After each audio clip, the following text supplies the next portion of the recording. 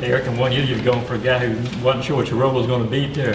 Kind of almost really the face of the secondary in a certain respect. I mean, just from that aspect, what has that journey been like for you leading up to the season? It really has been an up and down journey, but then again, we always compete in, like, I know nobody's spot is pretty much solid right now because practice it's heavy. We always switching, we always going to get different matchups and all that. So that it's just day by day, we just trying to get better as a unit. You don't just kind of pinch yourself though, because again, we weren't talking about you a whole lot this time last year, but here we are again, and you're being considered one of the better, cornerbacks now on the team, obviously, but also in the conference.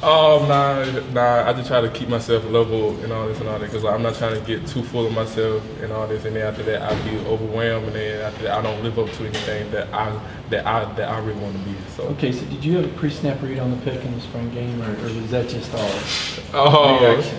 Okay, on that one, I mean, I just saw it was a wide split and all this and all that, but then so I just guessed it was a slant. But then, hey, my guess was right, so I'm glad it was. Having been through a full spring with him and summer workouts and a week of camp, what does Coach Warren bring to the room? Oh, Coach Warren brings a lot of energy, a lot of technique. Like he would day by day he would break you down, and then plus like if you want to meet extra guard, like I know he say this every day. If you want to meet till 3 a.m., I am totally here for you and all this and all that, and I really love it. How much scrimmage action did you do? It looks like you mixed it up a little bit there. Oh yeah, it get pretty dirty out there, especially with the competition and all this. Like I know day by day. It pretty much just like I said. Like I know we got a lot of savages in that room, and got a lot of people hungry. So then I'm just trying to keep up with everybody else. How much does the fact that you started last year, help you aid the other cornerback competition that's going on with some guys that Tyson obviously played a good bit, but some of those guys haven't played quite as much. How much does your experience give you a chance to help them grow into the role that Coach Warren and Coach Smart would like them to have? I mean, last year was last year, but then again, it's just this year. We got a whole new personnel, we got a whole new people, and all this coming in. So then, I know everybody's just trying to get better. Coach Lanning perks up a little bit when he talks about Tyreek Stevenson. What can you tell us about the freshman? Tyreek Stevenson is a special guy. I'm not feeling like if you want somebody that can track a ball like a wide receiver, go up at high point, it's pretty much him. Like I'm not gonna lie, I'm coming in and I'm looking at him like, dang, this man got some tremendous ball skills on him. What's your impressions of George Pickens through 6 practices? George is just one of a kind player. I'm not even gonna lie. If you talk about this happened today, it was because of George. I'm sticking George, and he's one heck of a wide receiver that we got. What happened to you?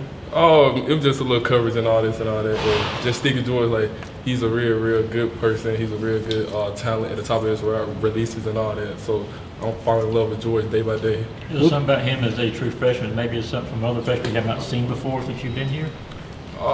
Just like the knowledge of it. Like he knows. Like I know pretty much he really knows what he wants to do, and he's just going for it. And pretty much I love him. I love everything about him. Have you had the chance to cover Demetrius Robertson at all? And if so, like how is he different this year than last? It's just speed. Like yeah. I'm not even gonna lie. Even though I'm pretty fast, he's pretty fast too. He's faster than you?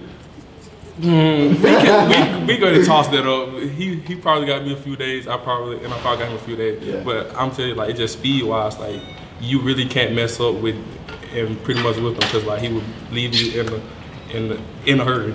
Who else is in that club this year? I know we had that fastest man discussion last year. Who's in that club with you and D-Rob right now? D-Rob, of course, Tyler Simmons and Tyson. It's just a big old club that we have that we have game.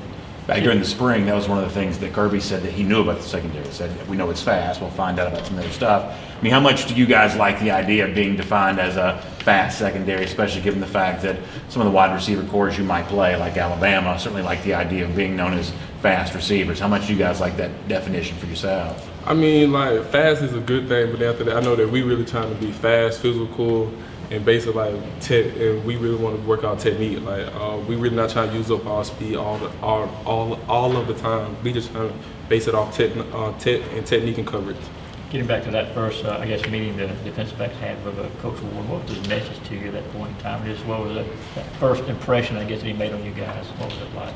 That he's gonna come in here and he's gonna push us to be the best person that pretty much that we want to be. He's not finna sugarcoat anything. Just to keep it real with us, and just hopefully that we can grow as a player. Is there anybody who impresses you the most from, among the edge rushers right now, the outside linebackers? I mean, of course, Aziz. Okay. Aziz is just a tremendous player. Like I know that, especially when we went out to Pensacola, I really got closer with Aziz day by day, and then pretty much I'm just falling more and more in love with him.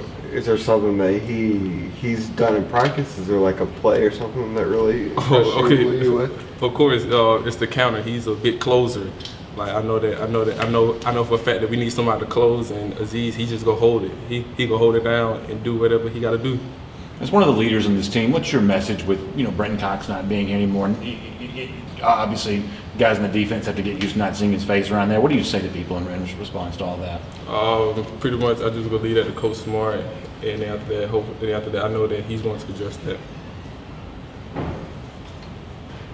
From a secondary standpoint, what does havoc rate mean? How much of an emphasis is that?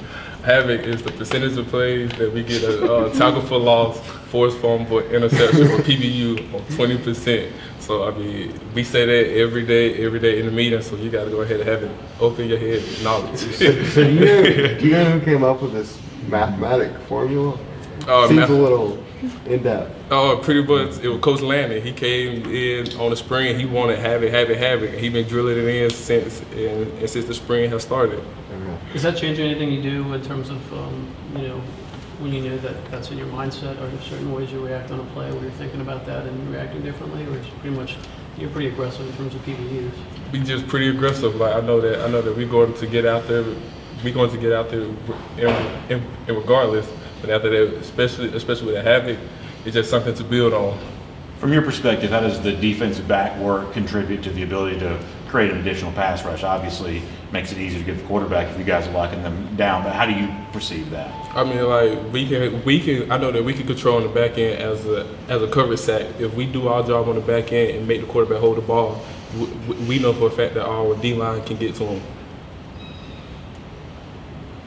Seen enough of Cager yet, Stokes? I know you were talking earlier about Pickens. Cager is kind of an older guy. What does he seem to bring?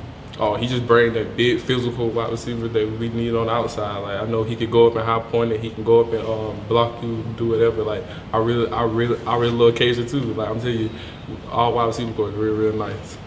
Are there any specific areas in your game that you're trying to enhance or just bring more to this year? Of course, I'm trying to work on my technique at the line, my press, my jam, and then 50-50 balls. We have a 50-50 balls chart every day that he go over. Like either you won them or you lost them. So then after that, pretty much, I'm just not trying to be on that loser side of it. So then after that, just that 50-50 ball is real important. When guys talk about Zamir White, they always mention how excited they are to sort of see him. Where does that excitement come from? Just happy that he's really out there, because I literally remember the first play of this year during the camp, and he burst through a hole, and me, William Poole, and all of us, we just looked at each other, like, dang, he really was moving on that. So then I'm just really excited to see what he's going to bring. Thank you. Thanks. No problem. Thanks, sir.